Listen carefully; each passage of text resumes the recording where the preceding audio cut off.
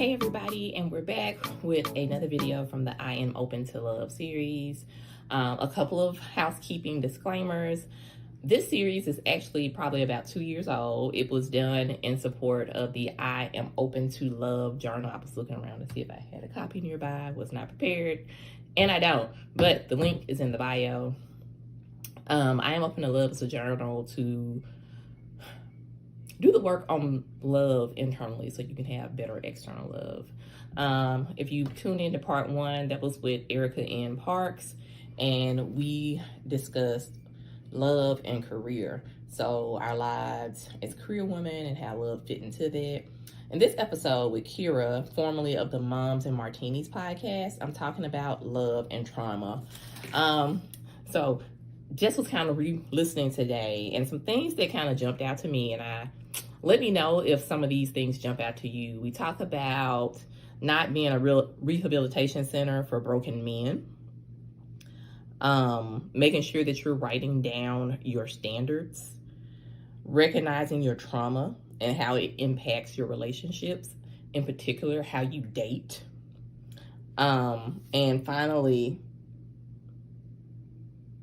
stop believing that you can't find love again, because sometimes we stay in relationships, talking romantically, but I think this can kind of work for other relationships too. Like, you know, your career, your job is a type of relationship, friendships, things of that nature. Sometimes we stay in these relationships because we don't think that we can get anything else. And a lot of it is rooted in our trauma. So without further ado, I'm going to turn things over to this interview with Kira, love and trauma. Go to the comments and let me know your thoughts. Bye. All right, we're gonna wait on Kira so we can get this conversation started. Hey, and she is on here. Look, okay. All right, lipstick. Okay, lipstick. Love it, love it. Thank you. How are you? I am doing good. I'm recovering from the week, and it's only Tuesday, so It's been one of those days for me as well. recovering from the day, and it's only Tuesday. But oh my gosh, I'm so happy people are starting to come in. Hello, everyone. I am PM Kester, host of How to Take a Break, the podcast, and this week is my I Am Open to Love book tour week. It drops officially on the 14th, but it is a workbook journal, and if you click the link in my bio, you can get information on that. But I wanted to talk about all things love as we kicked off this journal, because the journal really is about doing the work on taking a break for your relationships and relationships with yourself, and unpacking some of these issues you have and you take into other relationships. Hey. So yesterday, if you tuned in, we talked to Erica Parks of Camouflage Me Not, and we talked about career and love. So trying to be working women, boss women, and trying to be out in these dating waters and dealing with our trauma and our issues. And trauma is a key word tonight as we talk to Kira of Moms and Martini's podcast. Welcome, Kira. Thank you for having me, and happy Tuesday, everyone. Super excited to be joining the conversation about two things that I'm very familiar with, and two things I am still learning to navigate and own as I chart these uncharted territories in my life. So love and trauma, bring it on. That's right. And in honor of you being on here, I'm going to take a bite from your podcast. What are you drinking this evening? I saw your stories. So yes. So in honor of love and trauma, I have what I'm calling the dirty lemon drop, right? Okay. So normally, you know, Moms and Martini is all about kitchen table talk that you share with your friends. So you get your girlfriends, you get you some drinks, and that's when all of the good stuff come out. So the lemon drop, of course, lemon is a little bit bitter, right? But it's still this fun drink that, you know, when you go out, like, oh, I have a lemon drop, because it's, you know, light, right? But then it's dirty because I added some brown liquor, because that's what the trauma do. It adds some little something. Yeah, add a little dark in there. So it's like the yin and the yang. So it's giving you a bit of both for an overall pleasant experience. But you got to mix everything just right. So this is the dirty lemon drop. If you all want to know the recipe, you got to go to my stories and get it. Yes, go to her stories Cheers. definitely, because I know I looked and I was like, oh, I might need to make that before It's good. when I get It's off. good. So over here, little Sauvignon Blanc, Ooh. got some little wine, and we're just gonna jump into it because folks are in the room, and I know that we're gonna have some discussion about love and trauma. So we're gonna kick things off with tell the people what type of trauma you have dealt with and how it has impacted your relationships. So great way to just start off things. So one of the things I wanted to do is just first start off with understanding what trauma is, because what I've discovered through my healing journey is that words mean things, right? So the whole saying sticks and stones may break your bones, but words will never hurt you is all lies, okay? The words are the things that typically stick with us. So because of that, I'm learning to look up the definition of words and be more mindful of how I'm applying those words and emotions to my life. So trauma, it says a deeply distressing or disturbing experience. I have a whole bunch of them. Where do we start? Okay. Who have to scroll, right? Okay. So with me, the different types of traumas that I can think of go way back, as most time when you're going through therapy, to your childhood. Whether it was the sexual abuse that I experienced at the hand of a family member through molestation, whether it was my parents separating and divorcing. The first time that I felt the heartbreak of a man came from my father at 7 years old, who told me that he wasn't coming back. Distressing with my mom getting sick and me being 15 years old, having to take over the family business and being flung into this matriarch role, not really knowing what's going to happen, but knowing that the fate of everything really lied on me. And then with her passing, when you couple all of those things, it caused severe abandonment issues. I became a teenage mom at 19 at the hands of an abusive relationship. This guy was abusive in every way possible. There are 6 different types of abuse, and I'm a big advocate for domestic violence. And I experienced that at 19, all the way up to about 21. So that type of abuse, and then getting married young and dealing just with death and just so many things. So I've experienced a lot of deeply distressing situations that have caused me to have trauma. Okay. And so if we go back to the first relationship, because that's the one that stuck out with me, and we kind of have some similar things. There's a lot of domestic violence when I was growing up in my household. My mom was very verbally and physically abusive to us. And as I tracked back, especially after my divorce, and started looking at, of course, how did I end up choosing my husband, my first child's father, the relationships I got in after my divorce, I can pinpoint, especially that very first relationship. I got pregnant at 19, and he was very possessive and controlling. And so I know you said your first relationship when you got pregnant. And so you think that was the first sign of trauma, like you going in and kind of your trauma and being attracted and opening you up to this traumatic person? Well, I don't think it was the first time that I experienced trauma. I think that trauma was, for me, passed down and embedded in me as a form of love, right? So it was certain behaviors that if a person did not exhibit those things, somehow there was a disconnect that it was love. So I began to identify certain covert emotional abuse as somebody loving me. So when I get into this relationship with this guy, seeing those behaviors exhibited, it wasn't anything, out of the norm. These were things that I had experienced for quite some time.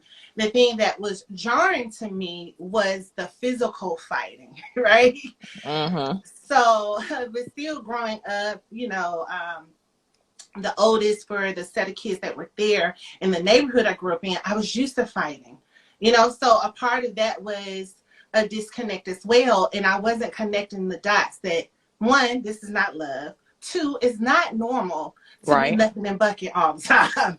Like that is not, people say, oh, you just stay with someone and y'all fight, don't worry about it. That is not normal at all. So I began to associate these things with love, and it took me quite some time, and I would say even years afterwards, before I began to disassociate those two things. Yes, very good. And so you said it took you some time before you were able to disassociate those things. So now, as I tell people, I'm going to be 40. I'm going to be a big old age, a big old 40 this Me year. too. What do you think is the biggest barrier between in loving yourself and trying to navigate Operation Stepdad, loving others, an intimate partner, and even maybe even loving your kids? What's the biggest barrier for that now, having come on the other side of this trauma? The biggest barrier for me is myself. I think with a lot of the experiences that I've had, I've broke the trust that I have in myself in making sound decisions. You all talked about it yesterday with Erica, with career. I'm very successful in corporate America, right? Can navigate it, boss, call the shots. And a lot of people trust me to make large deals, and a lot of people rely on me there. But in this one compartment in my life, I continue, no matter how much I do the work and listen to my sound counsel of friends and families and therapists or whatever it is, I continue to not trust my innate ability to make decisions and always second guess it, only to go back to what's familiar, right? So that familiar pain, because when opportunities such as relationships are presented that are different, it scares me, where I'm like, is this true? You know, if you know all of these things about me, then, and it's this blissfulness, for lack of a better term, then why would you want me? You know what I mean?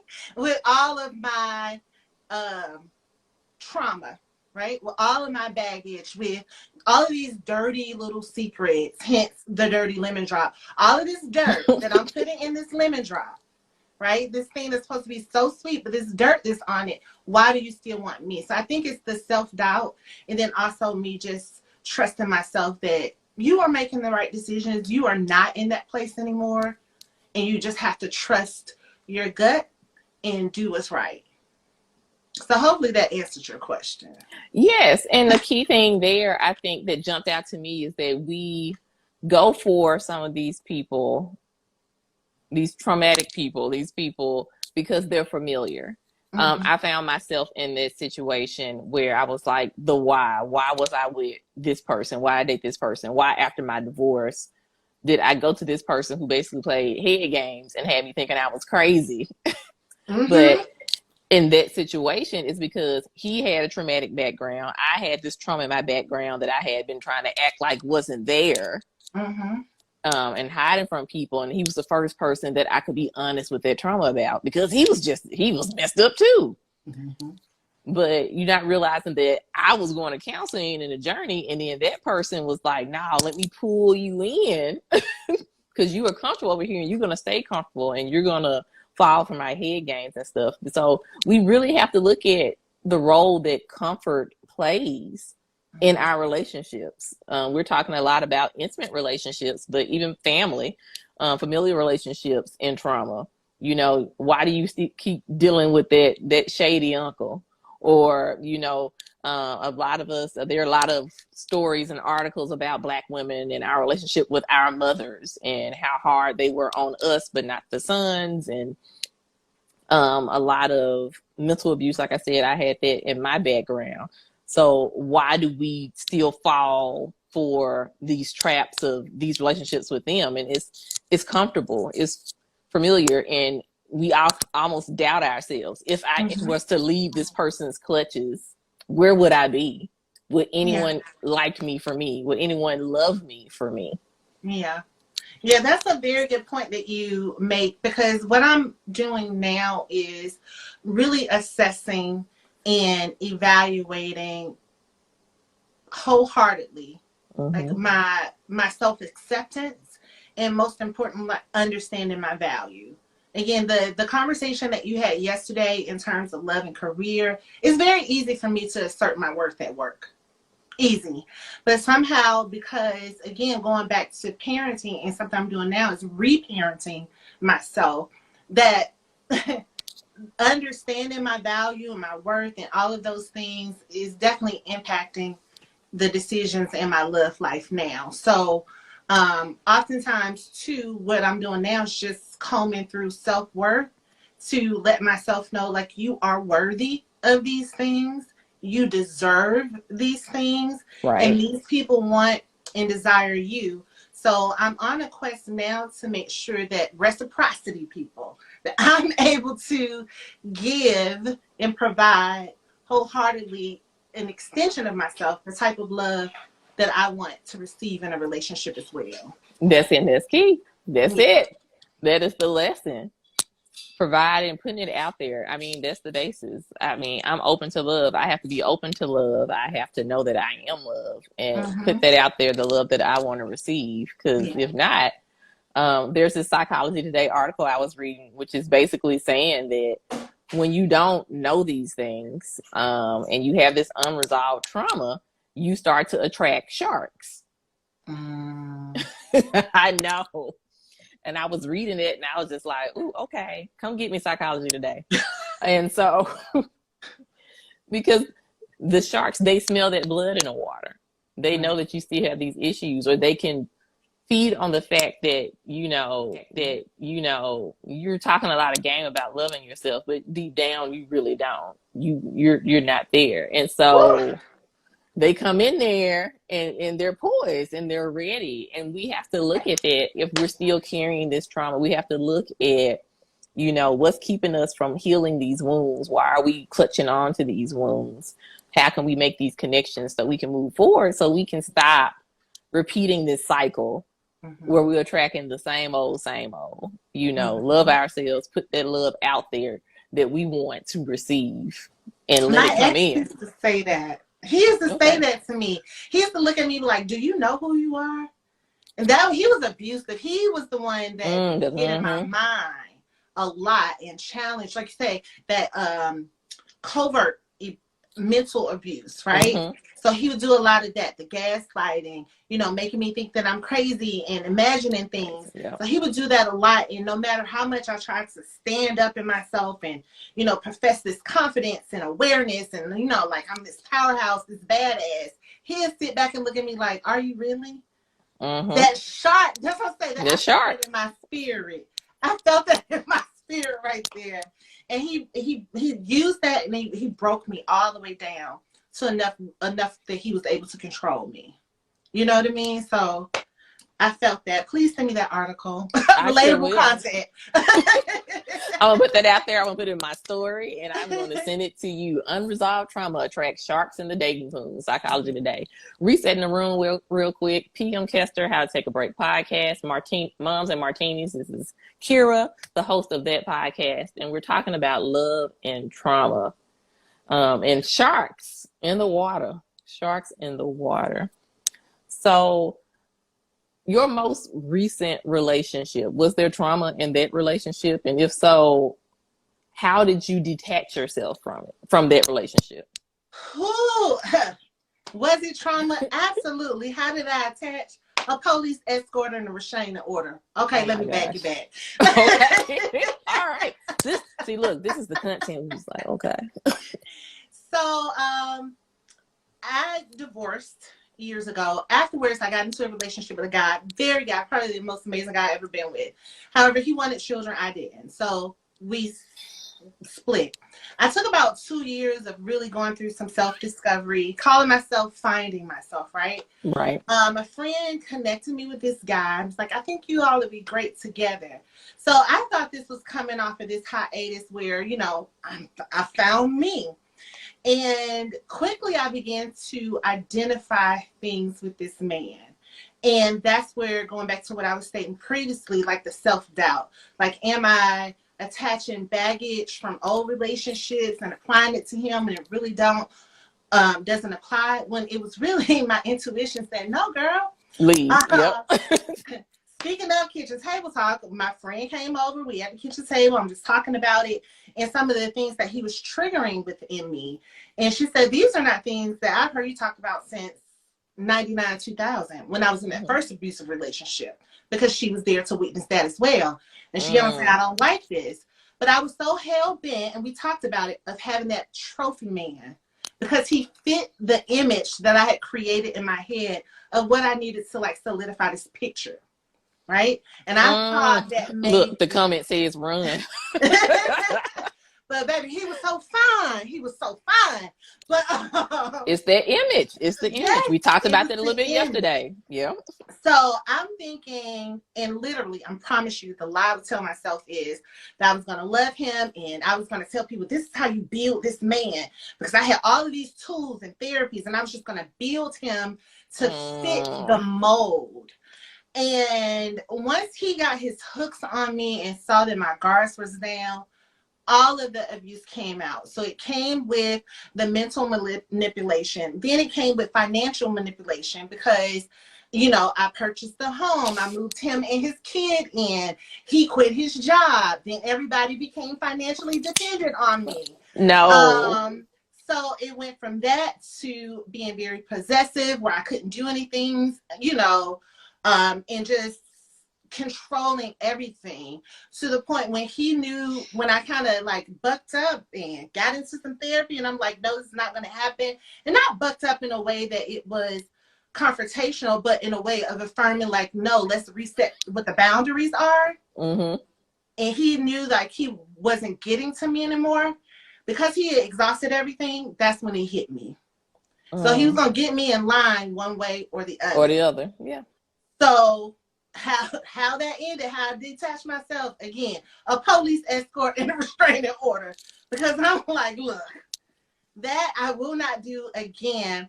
In that, the September 2018, I have not been in a relationship since. And it took me about a year to just get over just the initial reaction of being in a domestic violence relationship again. Like, how did this happen? And you saw the signs from the beginning, and me just really beating myself up, like, you know that that's what's abuse. Why would you do it? Once I kind of got over that and said, okay, it's done. How do we move forward? Then begin to just like mourn over the relationship itself, because he was a very narcissistic, and narcissists are charismatic. So very charismatic man. We had a lot of great moments together. So once I kind of got through all of that, that's when February of last year, February 2020, I should have knew 2020 was going to be something. February 2020 is when I started on hashtag Operation Stepdad. And now that I'm in Operation Stepdad, I'm realizing maybe I need to get up out of it. I don't know if I'm ready.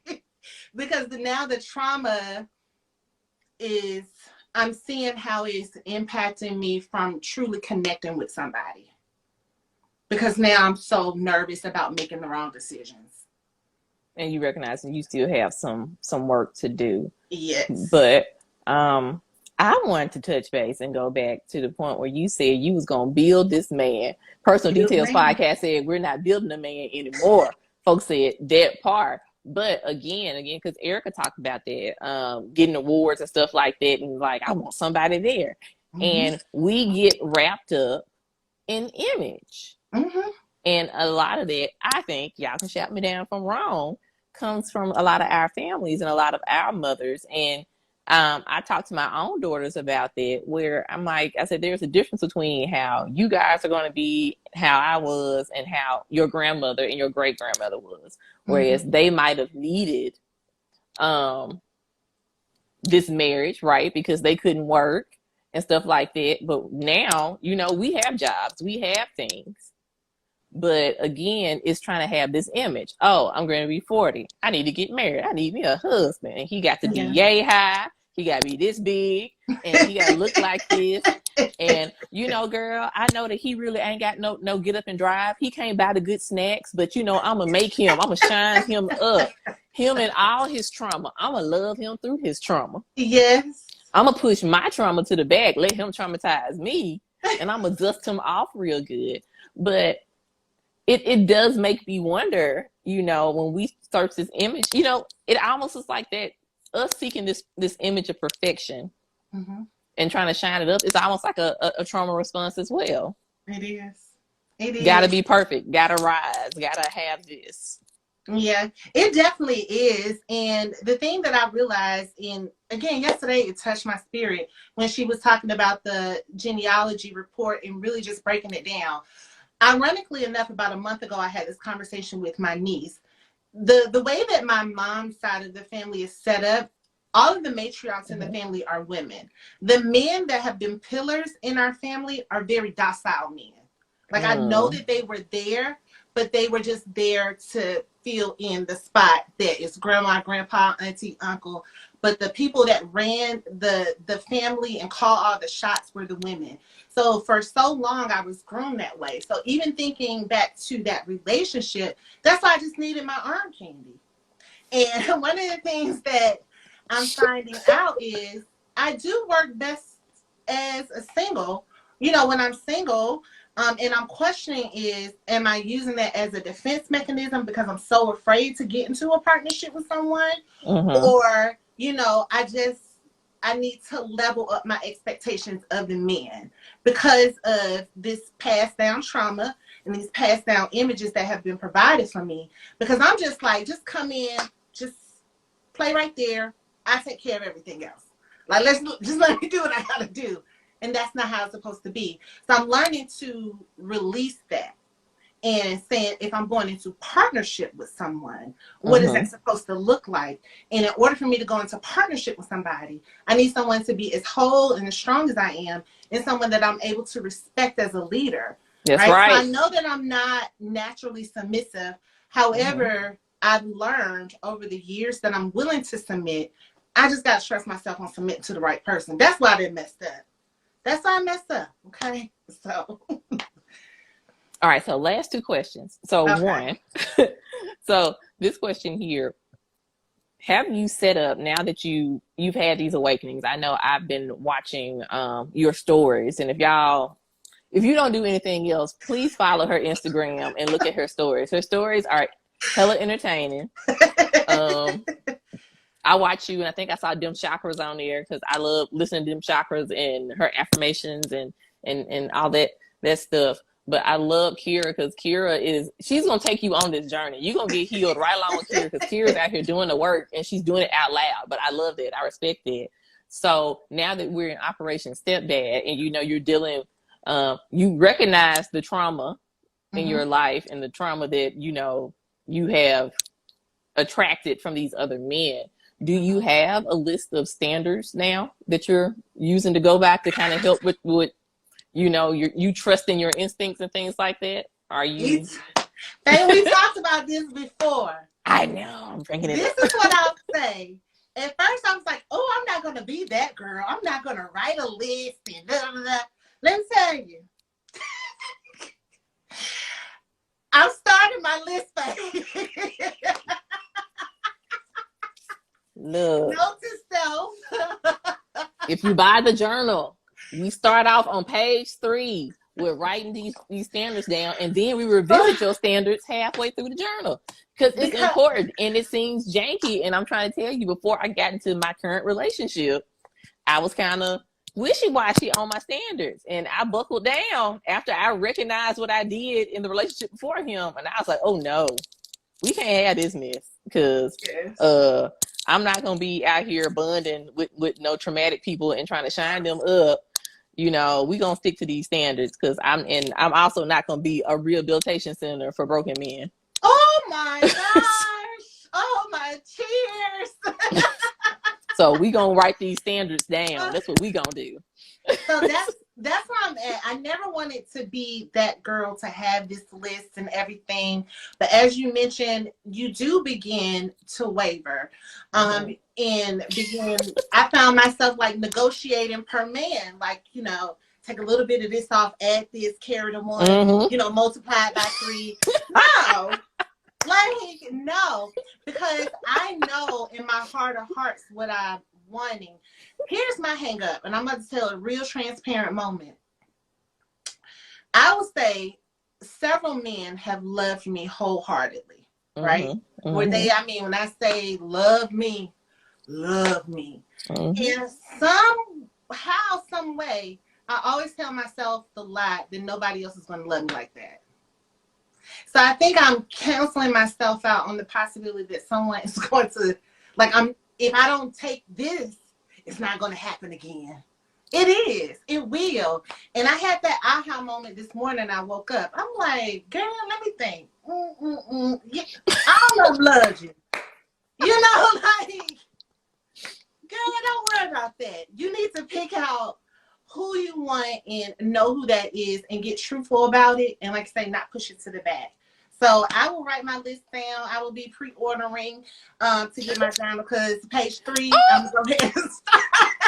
Look, personal details. So, okay, first we got child, you need a list. And personal details podcast. Love this. Most men don't make any allowances for us, but we be out here making allowances for them. I mean, this is true. That's one thing I put into when I made my second set of standards. I was like, nah, can't do it.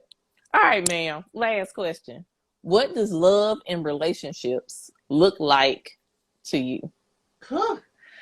Love and relationships looks like two whole individuals coming together to agree to do life together. Right? Whenever I say do life with me, and my friends say, oh, that just sounds so fun, nice. It sounds so morbid. Like you just want somebody to do a life sentence. But ideally, that's what I'm asking for is a life partner. Love in a relationship knows that that individual and even myself, I'm going to have my own evolution, and that person is there to help support that as I go through that. And then we also have those common things that we come together to create memories and do things together. Love in a relationship is all about creating that safe space to have those conversations, to have that vulnerability to make mistakes and live out loud, knowing that you have that support system. Love in a relationship is talking through the uncomfortable things. Love in a relationship is having set boundaries and sticking to those. And Yes. love in a relationship is healthy conflict resolution. You know, love in a relationship is willing to stick it in for the long haul, not for any and everything. Okay. Right. But for the long haul and willing to make the necessary adjustments as both grow and evolve and being able to come back and recalibrate as necessary, you know, and then a lot in that grace, a lot in room for maturity, right? A lot of room for joy, right?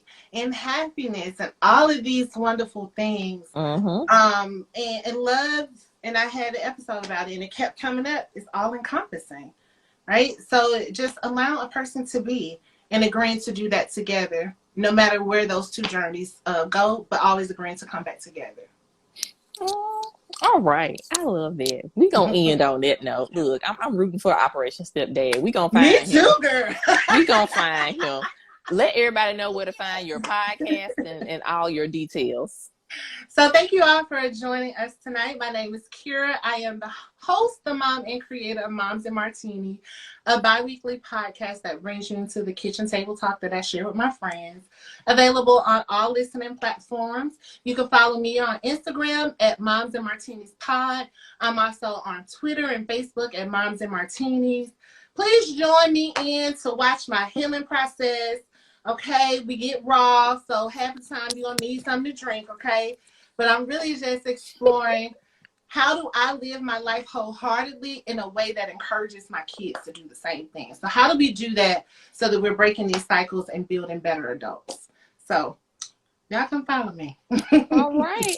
Well, it's just like I said earlier, these conversations are in support this week of the drop of my book. It drops on